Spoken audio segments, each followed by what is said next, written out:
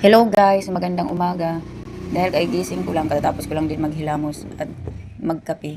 Ito na ang gagawin ko ngayon ay maghuhugas na ako ng aming pinagkainang mga plato. Dahil marami ng hugasan ko.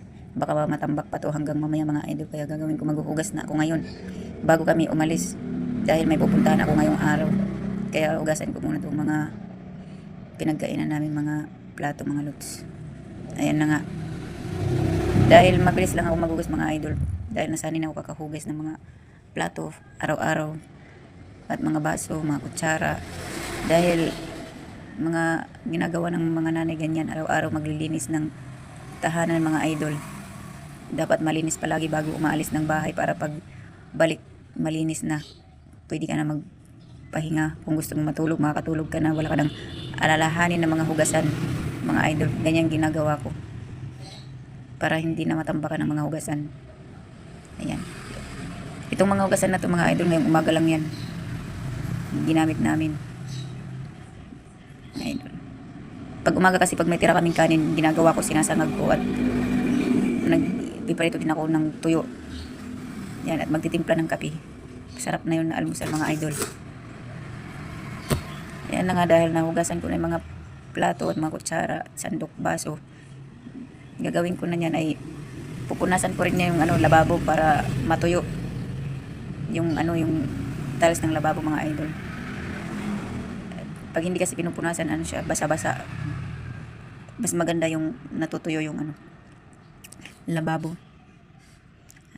Ayan, dahil yan binabad ko yan ng may chlorine na plastic niya dahil mamantika siya, kasi pag hindi gaanong nakukuskus at nalagyan ng chlorine minsan mamantika, madulas pa rin mga idol.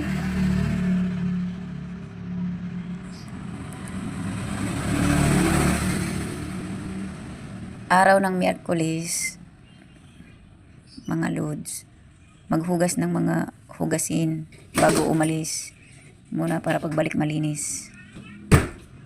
Alam ko ganyan din siguro mga ginagawa ng mga nanay dyan. Bago umalis ng bahay, maglilinis muna para pagbalik pwede nang humiga, pahinga, para hindi gaanong pagod. Good morning mga lods. Kumusta ang tulog nyo?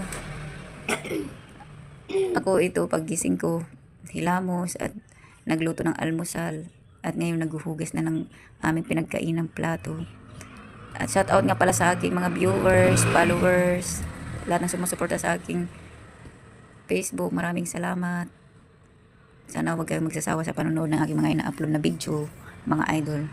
Maraming salamat sa inyong lahat, sa aking star senders. Thank you all. Love you. Mama. Bye.